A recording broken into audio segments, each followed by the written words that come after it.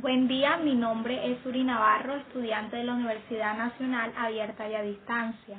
En este momento voy a exponerle acerca de las teorías de la personalidad.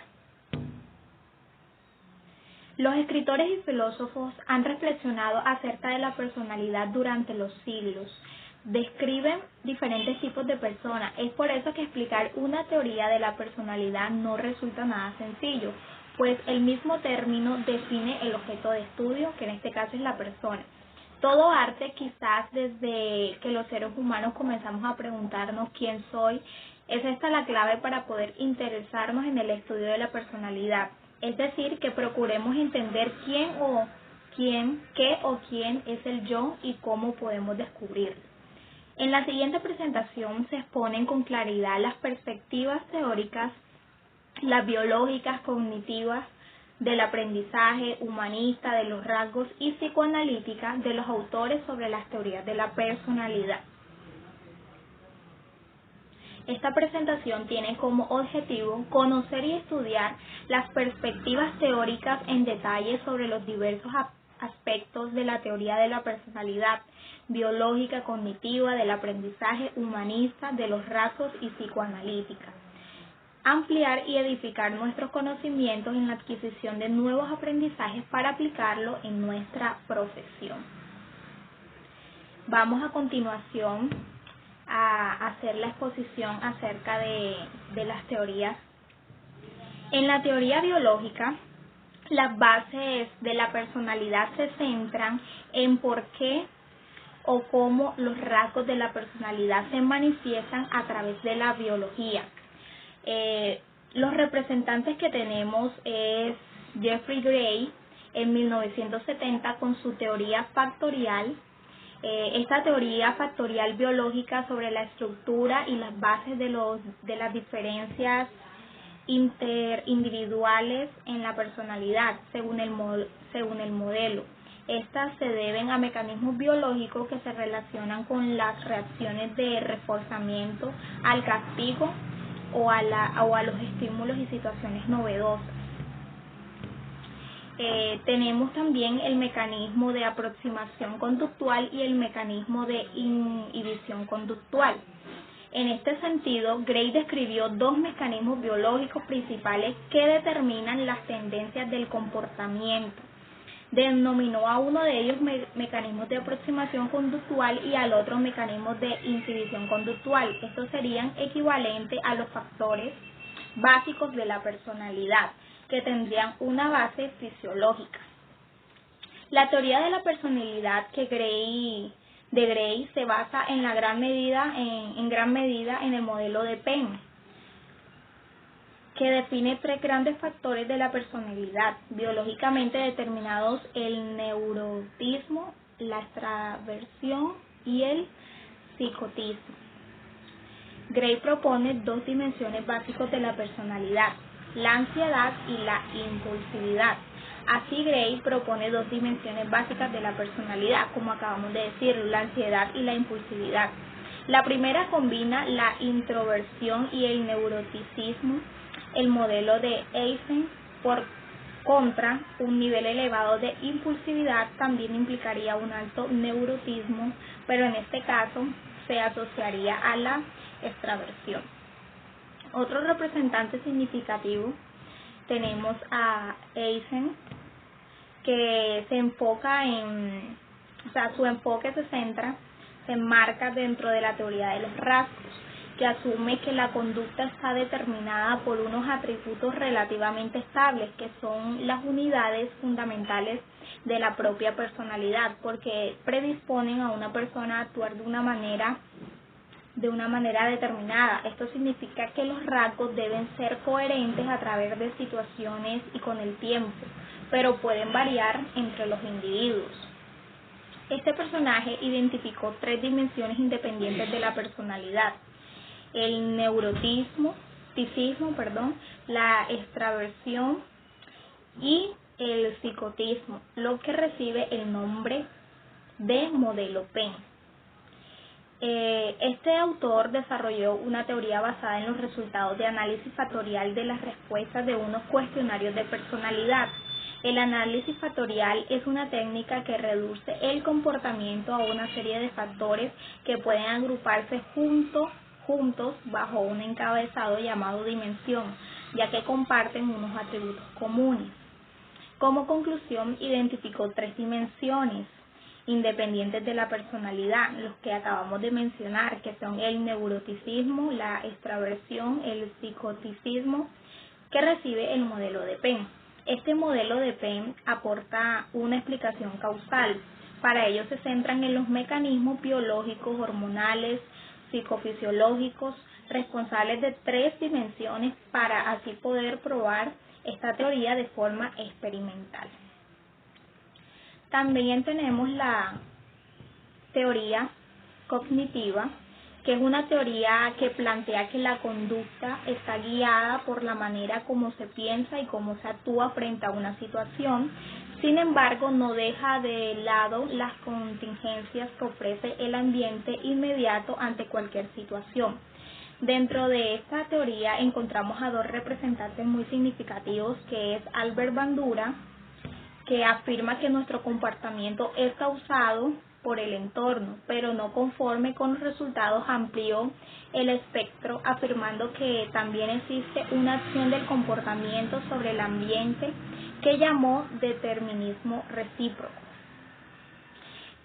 Albert Bandura destaca el modelo del determinismo recíproco, que viene a decir que los factores ambientales, los cognitivos, personales, de motivación, emoción, etc., interactúan todos entre sí recíprocamente. Su pensamiento evoluciona hacia una fórmula de 3 variables: el ambiente, el comportamiento y los procesos psicológicos del individuo. Estos procesos psicológicos recogen la capacidad humana para retener imágenes en la mente y los aspectos relacionados con el lenguaje. Bandura establece su teoría basada en 2 supuestos.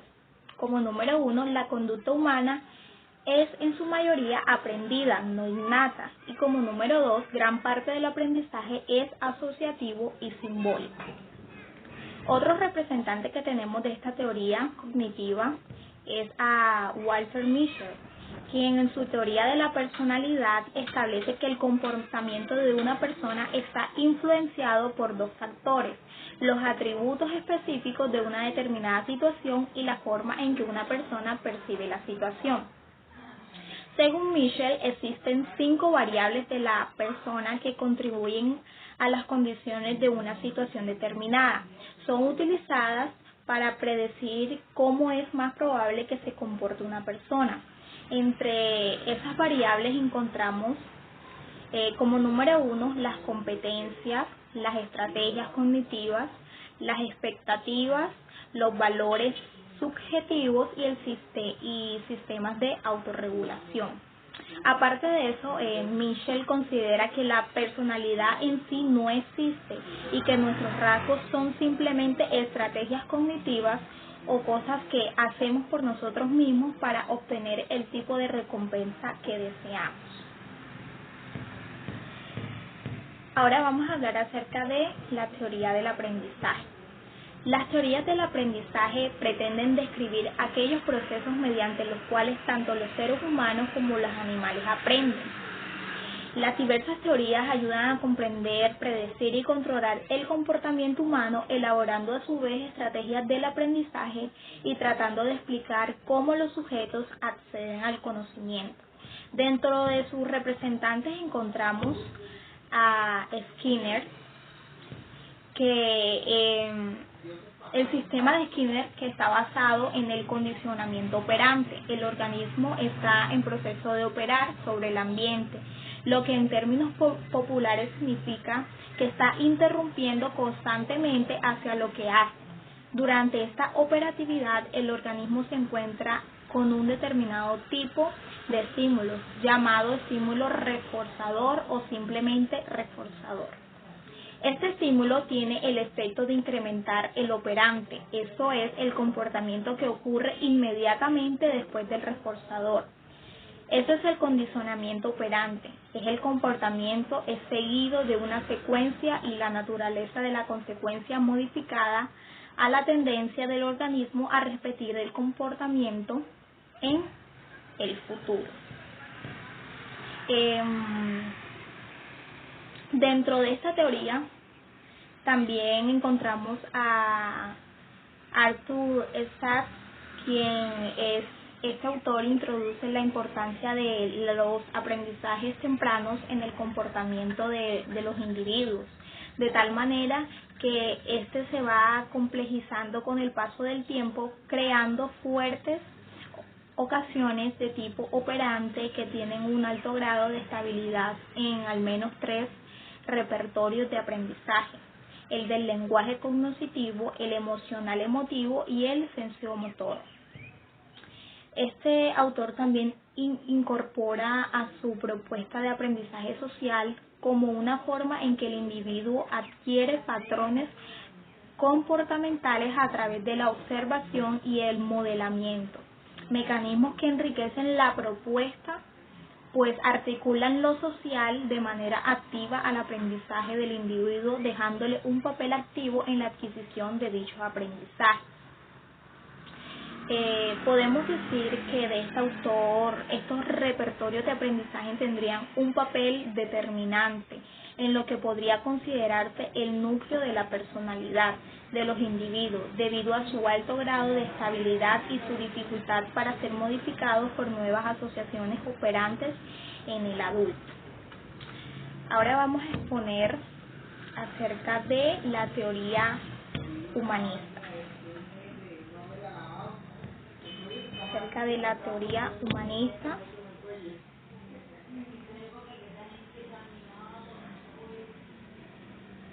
Bueno, esta teoría humanista de la personalidad hace hincapié en el hecho de que los humanos están motivados positivamente y progresan hacia niveles más elevados del funcionamiento. Dice que la existencia humana es algo más que luchar por conflictos internos y crisis existenciales. Dentro de sus representantes más significativos encontramos a Abraham Maslow. Con la teoría de la personalidad de él, parte de unos supuestos básicos que ya nos definen su modelo de persona. Este autor dice que cada uno nace con una naturaleza interna de base biológica que es hereditaria y natural y personal. También dice que la naturaleza interna de cada persona es en parte particular y en parte común a la especie. También afirma que es posible estudiar científicamente esta naturaleza y descubrir cómo es.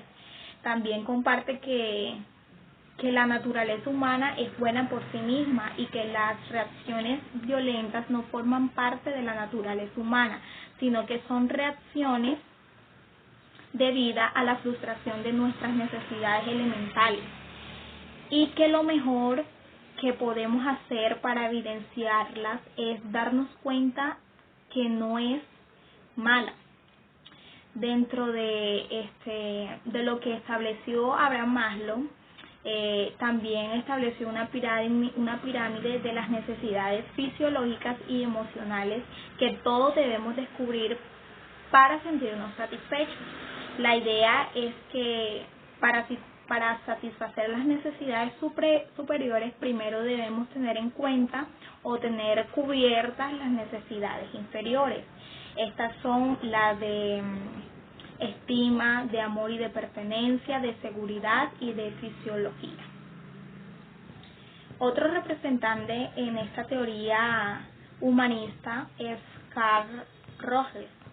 La teoría humanista de la personalidad de Carl Rogers enfatiza la importancia de la tendencia hacia la autorrealización en la formación del autoconcepto. De acuerdo a Carl Rogers, en 1959, las personas quieren sentir, experimentar y comportarse de formas que son conscientes con la autoimagen. Cuanto más cercana está la autoimagen y el yo ideal, más conscientes y congruentes son las personas y más valor creen que tienen. Junto a Abraham Maslow, Rogers se centró en el potencial de crecimiento de individuos sanos y constituyó enormemente, a través de la teoría humanista, la personalidad a la comprensión del ser, que significa el sí mismo o el yo en español. Rogers se interesó en el estudio del individuo en sí mismo. Según Rogers, el potencial del individuo humano es único y se desarrolla de forma única dependiendo de la personalidad de cada uno.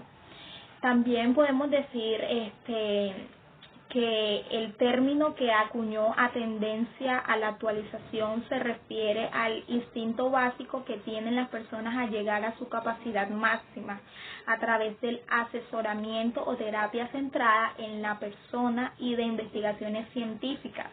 Rogers formó su teoría del desarrollo de la personalidad. Otra teoría de la personalidad es la teoría de los rasgos. La teoría de los rasgos se refiere a las características particulares de cada individuo, como el temperamento, la adaptación, la habilidad emocional y los valores que le permiten al individuo girar en torno a una característica en particular. Dentro de sus representantes encontramos a Raymond, quien elaboró una teoría factorial de la personalidad fundamentada sobre el concepto del rasgo, entendiendo como una tendencia relativamente permanente y amplia a reaccionar de una forma determinada. Cantel recurrió a la metodología estadística del análisis factorial, partiendo de la suposición de que todas las conductas relevantes para la comprensión de la personalidad de los individuos ya se encuentran recogidas en el lenguaje. Por eso el modelo de Cantel se encuadra dentro del grupo de modelos factoriales léxicos. Cantel postula la existencia de 3 tipos de rasgos en función de su contenido y en su grado de consistencia y estabilidad. Estos rasgos se dividen en 3, en los rasgos temperamentales, en los rasgos aptitudinales o de habilidad y en los rasgos dinámicos. Dentro de esta teoría también encontramos a Gordon, quien consideraba que los patrones conductuales de cada persona son únicos y diferentes entre sujetos. A pesar de esto, se considera que los seres humanos poseemos en general los mismos tipos de rasgos, como la dependencia, la agresividad, la sociabilidad, la ansiedad, con lo que no es raro que existan patrones similares. Lo que hace que cada individuo tenga su propia personalidad es la relación que se da entre los rasgos de personalidad y cuáles sobresalen de cada uno. Este autor también describe unos rasgos. Los rasgos de la personalidad pueden clasificarse en función de lo identificativo que sea de la conducta general del sujeto, considerando el autor 3 grandes tipos de rasgos: los rasgos cardinales, los rasgos centrales y los rasgos secundarios. También encontramos dentro de las teorías de la personalidad, encontramos la teoría psicoanalítica. Esta teoría psicoanalítica sostiene que la personalidad es el resultado de la interacción entre los conflictos internos y las demandas externas. Además, el psicoanálisis afirma que hay impulsos y pensamientos fuera de nuestra conciencia que guían y marcan nuestro temperamento. Dentro de sus representantes encontramos a Freud. Freud desarrolla por primera vez la teoría psicoanalítica de la personalidad basándose en 3 estructuras psíquicas. Esas estructuras son el ello, el superyo y el yo. También propuso 5 fases del desarrollo psicosexual. Estas 5 fases son la fase progenital, la fase oral, la fase anal, la fase fálica, la fase lactencia y la fase genital. Dentro de esta teoría también encontramos a otro representante muy significativo, que es Erik Erikson. Este autor desarrolló 8 etapas del desarrollo psicosocial. Las etapas del desarrollo psicosocial de Erickson responden a una teoría psicoanalítica integral que identifica una serie de etapas por las que el individuo sano pasa a lo largo de su historia vital. Cada etapa se caracteriza por una crisis psicosocial de 2 fuerzas en conflicto. Estas etapas, la etapa número 1 es etapa de confianza versus de confianza y se presenta entre los niños de 0 a 18 meses. La etapa 2 es autonomía versus vergüenza y duda, que se presenta de los 18 meses a los 3 años. Está la etapa tercera, que es iniciativa versus culpa, que es de 3 a 5 años de edad. La etapa 4, que es laboriosidad versus inferioridad, que es de 5 a 13 años. La etapa 5, que es identidad versus difusión de identidad, que se presenta de los 13 a los 21 años, aproximadamente. La etapa 6, que es intimidad versus aislamiento, de los 21 a 39 años aproximadamente. La etapa 7, que es generatividad versus estancamiento, que es de los 40 años a los 65 años aproximadamente. Y por último, la etapa que es integridad del ego versus desesperación, que se presentan entre los 25 años de edad en adelante. Bueno, a manera de conclusión de la presentación de lo que acabamos de exponer, a manera de conclusión,